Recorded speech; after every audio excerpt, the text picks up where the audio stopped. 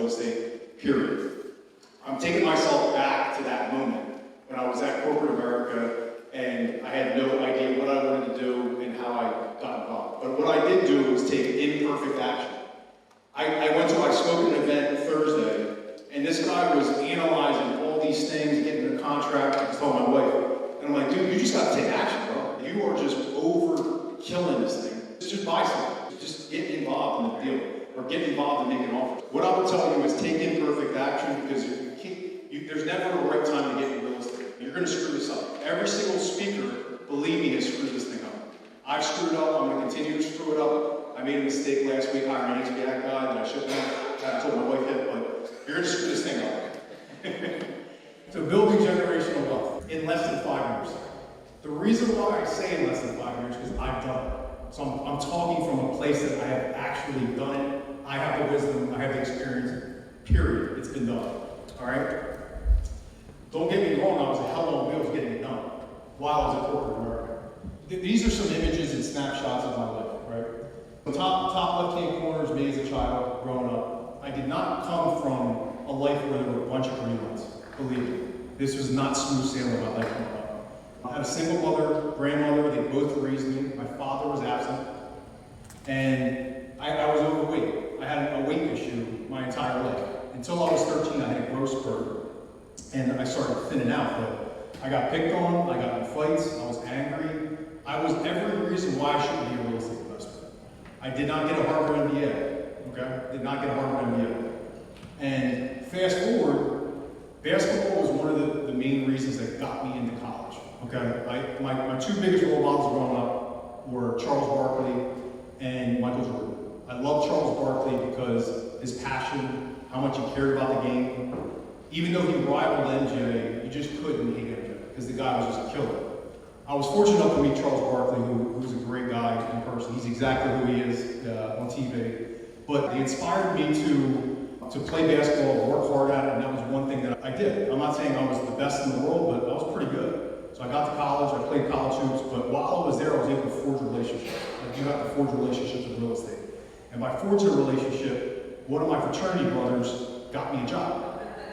I was employed with W.B. Mason. I graduated on a Sunday. The next Monday, I literally started this job, right? I was wearing a suit 2 sizes too big, and I was just out there grinding. I was doing door-to-door, floor-to-floor sales for 9 straight years. And for 9 years, I was successful at corporate America sales.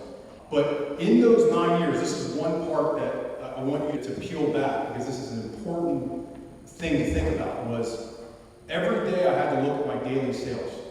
And there was an asterisk next to my daily sales. And in year 5, it hit me that it said intellectual property of W.B. Mason, because I sold office supplies. And I didn't know what intellectual property was, because I said I don't have a Harvard MBA. I went to Google. What I was able to take away from what intellectual property was is all this hard work, blood, sweat, tears, going through the wintertime, grinding, knocking on doors. If they fired me or if I left, all those accounts that I put on, it was theirs. I wasn't getting the residual income. I wasn't getting anything out of it. I wasn't thinking residual income then. I was just thinking all this hard work went to shit. Within a month, the most unassuming human being in my life that I would never expect would change my life forever was my warehouse manager. Shout out Fred Rodriguez. Fred Rodriguez was, anytime there was an issue with our deliveries, you go to Fred. Fred was like a father figure to everybody. And we were talking, and he told me one day, he's like, yeah, I got a bunch of rentals in Philly, lots. And he's like, truthfully, the only reason why I do this job is because I can get myself in some trouble. I gotta stay busy during the day. He was just straight up honest. And I appreciated that about Fred. But when Fred shared that with me, it opened my brain up to there's something outside of this corporate job. Because I was a suit and tie guy, just running straight. And every salesperson thinks the same way. So we don't like step outside of ourselves when you're in sales. And he opened me up to saying, you know what? You can make money outside of this corporate job. I immediately took imperfect action. I hired the first agent that had a pulse. Literally, hired an agent. I said, I need to get a multifamily a duplex or a triplex. And what do you think? And she's like, yeah, you can use an FHA loan. She takes me to the first duplex. I immediately buy it. I don't even care. Imperfect action. Based on my experience and knowledge today, my buy box, I wouldn't buy it. However, I still own the property. It has $100,000 plus in equity, and it still makes $600 a month net. So there's never a perfect time to buy real estate. And right now, the way prices are going up, it just keeps going up. And the story I'm telling you is because it was just me just making a decision on getting in, period. I got in the game. Right after that, I started getting addicted to buying houses because it was like how people are car collectors or watch collectors. I like collecting houses. Started buying houses, but I kept screwing up. Let me back up to the W-2. The W-2 really helped me mask the mistakes. I masked a lot of mistakes. I lost hundreds of thousands of dollars by paying contractors, buying trucks for contractors. I did some crazy shit. Bought a truck. Put tools in it. And then the tools are gone. And then the truck is like bare naked. I'm like, what happened here? So there were some stupid mistakes I made along the way. But it allowed me to have the breathing room to actually figure it out at one point. And there will be a breaking point that when you figure it out, you'll know, I know more than my bosses, and I can't take orders from my bosses because I'm giving out boss orders to my tenants, to my subcontractors and my contractors. You will know when that pivotal moment is, period. You will. And so this is where there's peaks and valleys in the business. I go up, I skyrocket, get over 100 rental properties, right? Things are great, life is grand, and you get a little cocky at that point. And I got cocky. I had a brilliant idea to open up a construction company. You can look at timestamp on my Instagram in 2019. Started a company called Level Up Builders. And I thought I was going to revolutionize the construction space by giving my GCs and my employees a piece of the profits on the flips. Grand master plan, thought it made sense. In 6 months, I almost go bankrupt in 2019. Or 2019 and 2020. The timeline's really with COVID, because COVID shut down the operation. It allowed me to take a look at what the hell was going on. And my wife, at the time she wasn't my wife, she helped peel back layers of this construction company and say, you know what, all these guys are robbing you. Not only robbing you, you're behind on jobs, you're losing money. So I had to start selling off all my assets. I sold off a nice chunk of my real estate while wholesaling and just scrounging money together. That's the straight up truth. Scrounging money together to get it done. So there was a dark time. I was in a dark place at that time because you start losing confidence in yourself. You don't think you know what you're doing. It's not a fun place to be. It really isn't. When you get to the top and you go back in the valley, but there's this higher calling when you go through those things and you just feel like, damn, there's just a reason why God or whoever it is put you in those positions. So there's a journey. And when I say there's a journey, you all have your own personal journey. Real estate is very similar to an amusement park. The reason why I compare it to an amusement park is I was at Hershey Park with my son. And when you go to an amusement park, you're going to see the toddler section, you're going to see the rides for the middle schoolers, the high schoolers, and then there's these adult rides. There's height requirements on each one of these rides, right? And then in the toddler section, you'll see rides where you need to be accompanied by an adult. The only problem in real estate, they don't slap a sticker or tell you when you buy a deal, you need to be accompanied by an advisor, or you should get a second look at this. You should have someone else help you look at this as a mentor. So be cautious when you buy real estate. I'm not saying take imperfect action, just do what I did and buy it, but being in this room just helps prime you to say, maybe I should go to a local realtor meeting or connect with people that know more than me. Rich people are very willing to help, believe me. Don't get that twisted. Rich people are willing to help you out, and people that know real estate want to help you out if they did it, because they don't want you to screw it up like that. Again, it's a roller coaster ride, guys. Started from the bottom. There's a picture of Drake there. The reason why I put this up from started from the bottom, if I'm you, if you're going to take action, this is what I would do, because I didn't do this. So I would tell you this is what I would do if I were you. First, have great credit. Work on your credit. Great credit is 720 and above. That's it. 720 and above is great credit. Comping 100 properties a month in your town. If you live in West Deptford, where we're at, I would be an expert in West Deptford and comping properties. That means comparing like houses that have sold in the market. So I'm going to do 5 a day, 25 a week.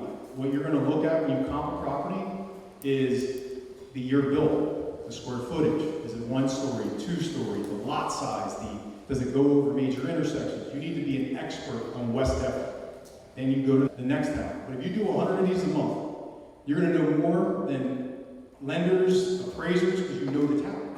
I will argue with appraisers because I know the town. I get in arguments all the time because I know these towns.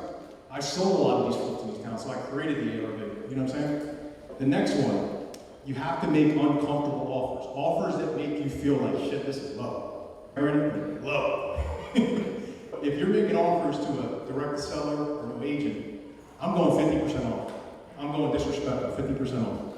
If the price says 100 grand, I'm going 50,000. 5 offers a day, 25 a week, 100 offers a month. You will get comfortable being uncomfortable. It will make you feel it's smoother making an uncomfortable offer, believe me. Next one, attend local RIA group meetings. If you go to local RIA group meetings, you're going to be around like-minded people, people that make those low ball offers, people that can comp properties, people like Brandon, Rich, Joe, they're experts. They will gladly guide you and give you a nugget and you can take with you and learn something new, right? Create a tight-knit, dependable support network. That comes from, to me, RIA group meetings. People on social media. So social media is great. I've met a lot of guys through social media and first time meeting them here today. So social media is a great resource. I would say listen to 30 minutes a day of a YouTube topic regarding real estate investing.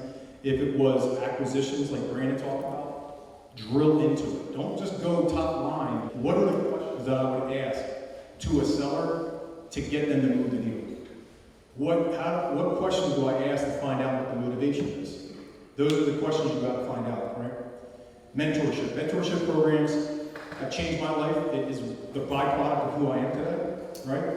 I wouldn't meet a lot of people. I would have never met Rich Gamble, who lives in Tennessee, if it wasn't for mentorship that I was in with him.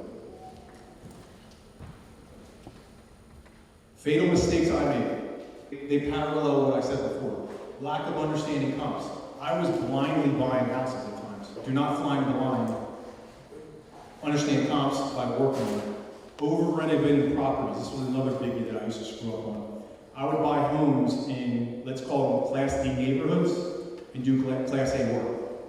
The best way to not do those things is go to Zillow Rental and see what rental properties look like that you're buying it, and just mirror it. Don't reinvent the wheel, just copy what they're doing. But don't look at 1 or 2, look at 5 or 6, and it'll give you a variety of what's going on. All right? Taking on complex projects, in the beginning, don't take on anything crazy, exotic, stay away from it. Paint, carpet, you call them lipstick jobs in this business. Term sheets from lenders. This is my secret sauce, I'll tell you about that. You get a term sheet from a lender like Joe Screese in the beginning before you buy the property. It will lay out all your numbers so you know what to go to the contractor with, and I'll tell you how, that's my game of how to get these bird deals. Referrals from other reliable investors for GCs, we went over that with Rich Gamble, and qualifying tenants properly. The worst thing you could do in this business is do all of that stuff, everything, all those things. You get the right property, you got the renovation down, and then you screw up on finding a tenant.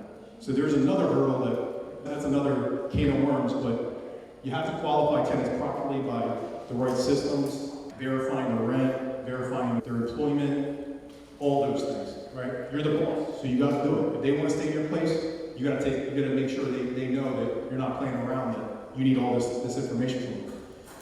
The tried-and-true strategy. There's a million exotic ways to buy real estate, subject to, seller finance, lease backs, lease purchases. I've done them all. The easiest way is to do the BRRRR strategy, because I did it, I will continue doing it, and it just makes sense. I built most of my wealth through the BRRRR strategy.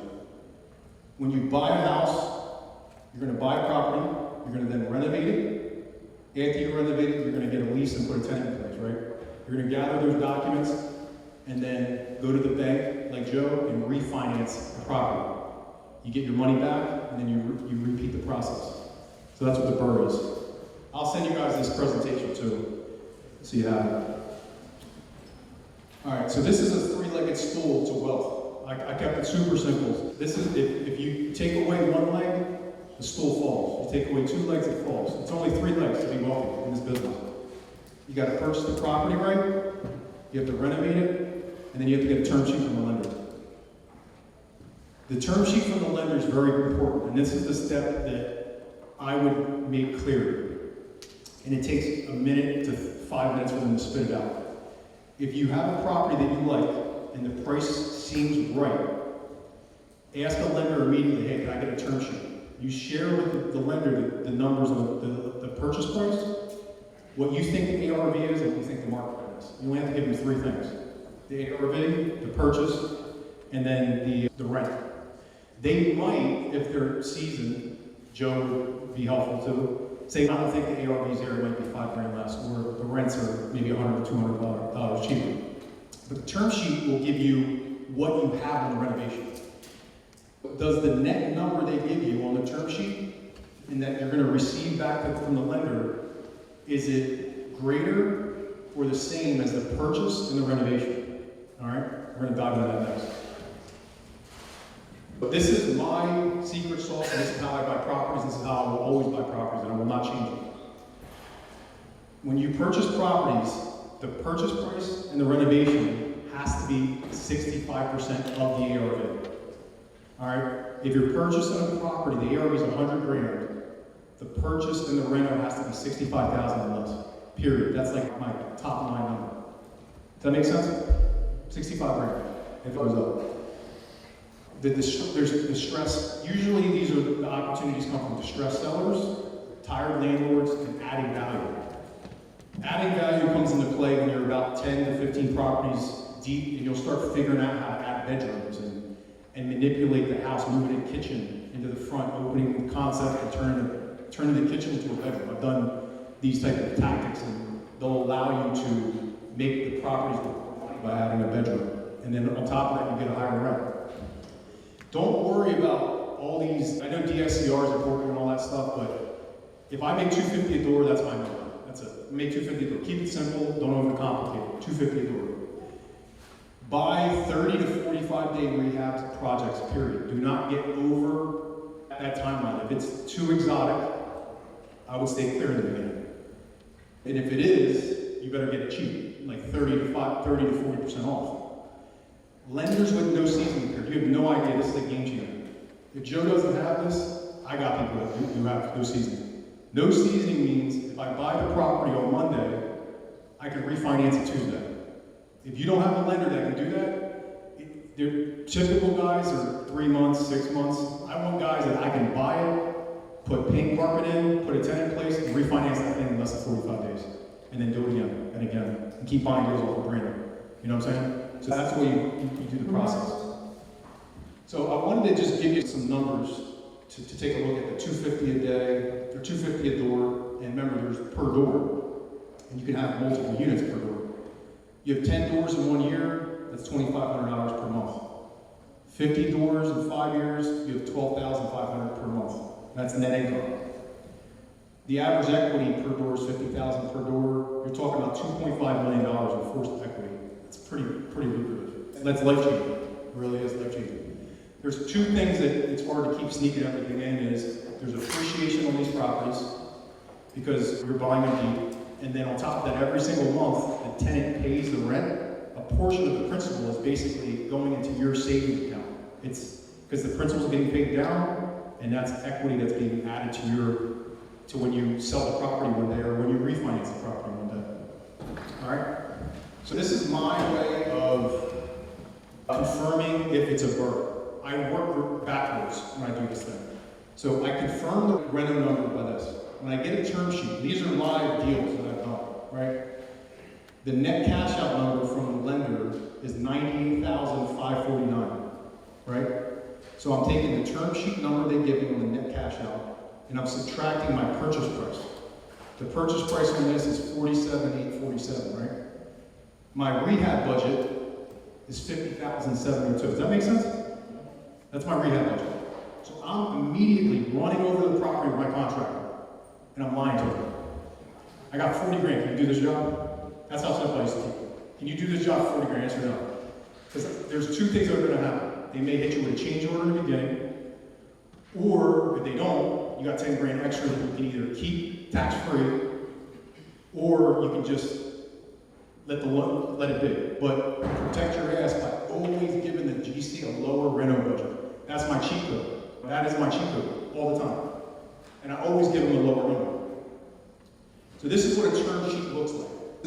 the term sheet from the property I did in 19. I gave the lender the property value. Remember, he's plugging in numbers and I'm providing it. He plugged in 180, he plugged in the loan amount would be 106, and then he plugged in 1775. The loan amount is not your net number. I used to make this mistake and come up short on my refis. All right, but you're going to see in the next slide, the net number is cheaper because when they give you a loan amount this size, they're building in their fees. They have to charge you an origination fee for writing the loan. There's closing costs. There's various fees that come into that loan amount. All right, so this is the next one. So this is the monthly payment. The monthly payment on this property is $1,168.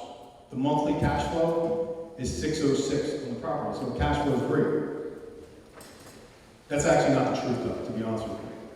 If I'm saying it's 606, there's costs with, you've got to put a reserve for property management and CapEx and stuff like that, so it's probably going to be $400 a month. Net cash out is $98,549, right? If you look at what I said, the net cash out was $98,549. I bought it at $47,000, right? So back to the minus, if you subtract $98,000 from 47, that's your reno budget. So that's how I would calculate my decisions of pulling the trigger if I'm buying this deal or not. And remember the term sheet for the loan amount, let me go back. The loan amount was higher for 106 because they're building in these additional fees. You can't, when you do social media posts, like I do a ton of posts, it's hard to express those things. But this is a reality when you're doing the burr. You can't, there's fees involved. People gotta get paid. So this is the final result. This is when I refinanced the property, you can see in the left-hand corner. The net cash out they gave me, I wanted to keep this up on both sides, was $98,000, right? The property must have appraised higher, because they actually gave me $109,000 back at closing, right? So this worked out well. I probably made money, but then the money I made probably got sucked into a job that I screwed up, like the one I'm going to show you. So there's this ebbs and flows of the business where you may get money on refis, you may lose money on refis. That's just the game. I'm just telling you, that's just the game, how it's played. So this is the one that didn't work out, which is crazy because you'll see the numbers. It's crazy how it worked out. But I screwed up the reno.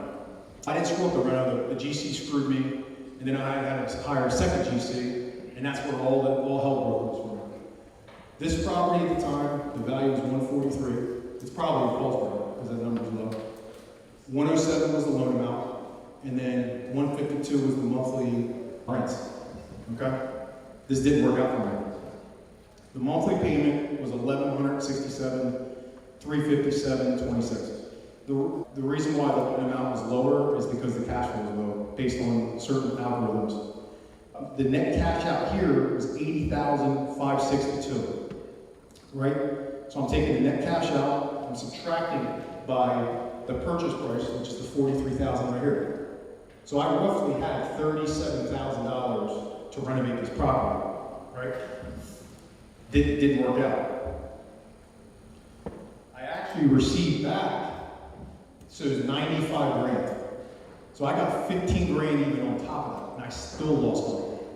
Because I had to have two different contractors come into play. Does that make sense? So two GCs came into play on this thing. And you could get excited, oh, this burr works, and then boom, you get screwed. Or I'm gonna get some extra money, and then you gotta dish out the money. So it's just part of the process, guys. These are all the homes that I did a burr strategy to. So we could talk strictly burr, all of these homes, which was what I just showed you. My secret sauce and what I do with $250 a day, $250 a door, I did it to get every one of these houses. These are the type of homes that I started buying and made sense to me. I want to give you a visual. You can't see this. These homes don't need a lot of, they're called cosmetic jobs to investors like me. You just take out a bunch of trash. There might be paint, carpet, some minor trade work done, like electrical, and then updating the bathroom or updating the kitchen. Those are the type of pre-rehab photos look like, and this is a post-rehab photo. We'll paint the exterior, we'll do some tile work, and do some decent flooring. This is critical. I'm a mess when it comes to documenting everything, so thank God for her. keep a Google Drive and document all your information for tax purposes, to put in bids on properties, to refinance properties. If you keep it in one house, it makes things easier when you're competing also head-to-head with other investors. I created a Google Drive, this is what mine looks like, it'll be, like we have our personal information, our LLC's information, if we do wholesale deals, our taxes, our P&L, training guides, and sold properties, and also acquisitions. These are other documents that are important if you're starting. File subfolders in your Google Drive with your business documents, with your personal driver's license, or social security number, because you're going to need them to provide the lender, so why not have it tucked away and you can just fire it off to these guys. There's just various reasons why document everything is important. So I felt the need, it's important to do it. In the beginning, I had paperwork piled on my desk, and it was a disaster trying to get organized. Building an empire. So this is the game within the game. And nobody talks about it, and I don't know how, because this is just a game.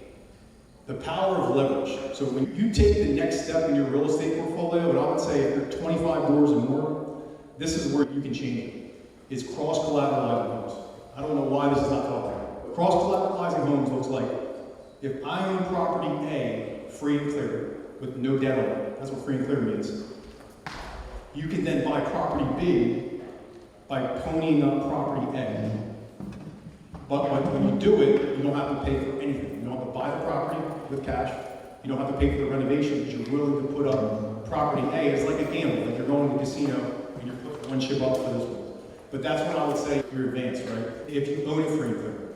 But let's say you don't own it free and clear. This is the real game. This is the crazy part of the game. When you can put a second lien on a house from a private lender, this is when you can take your game, you can own over 100 plus rentals easy.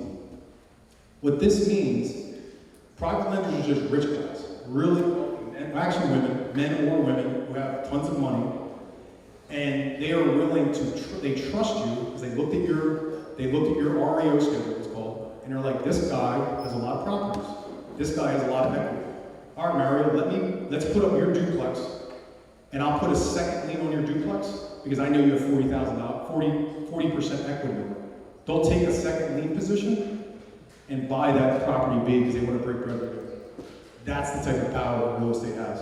So you can do the burst strategy by ponying up homes with existing mortgages on them. And there's not a million lenders out there that are like that. Like I got a guy in Idaho, I got a lawyer in Philly that does it, but they got to be wealthy because if you talk to a traditional lender, Joe Scarice would never do it, or the bank, they won't do it because it's so unconventional. But for the small group of percentages, there's like 3% of guys that will do that. And that's where the power of networking. If I didn't join the mentorship with him, I wouldn't have met this guy in Idaho. And he will put a second lien on my property. So these are the things that can change your business by getting direct from a private lender. That's what a private lender is for me. They buy the property. We did it yesterday, right? We didn't put one penny up. We bought a property, and it's convenient. And what it also does is you can play with the big boys. There's an arena, when you go, there's always the levels, right? When we're competing with certain guys in Philadelphia, you're dealing with money from overseas. You got Asia, you got Europe.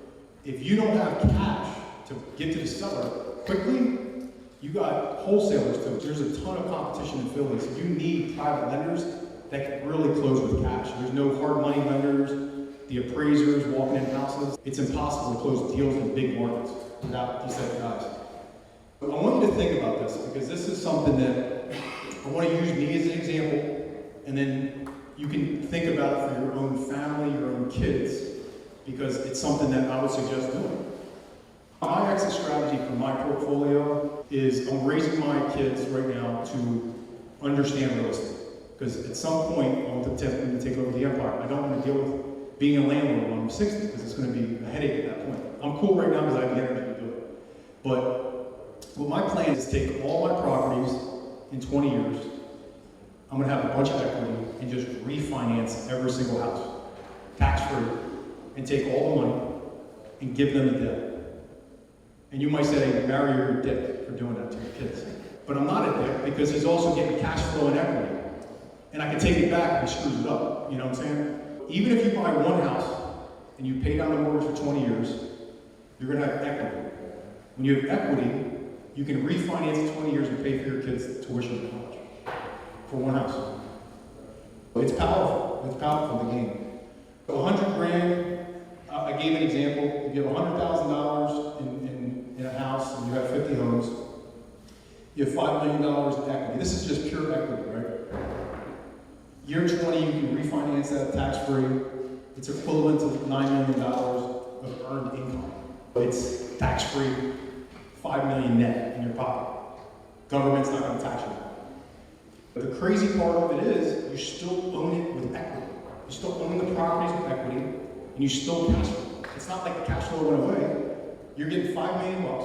You can redeploy your real estate and buy businesses with it, where you can retire, but you're living very comfortably if you do this. If you do this, you can live very comfortably.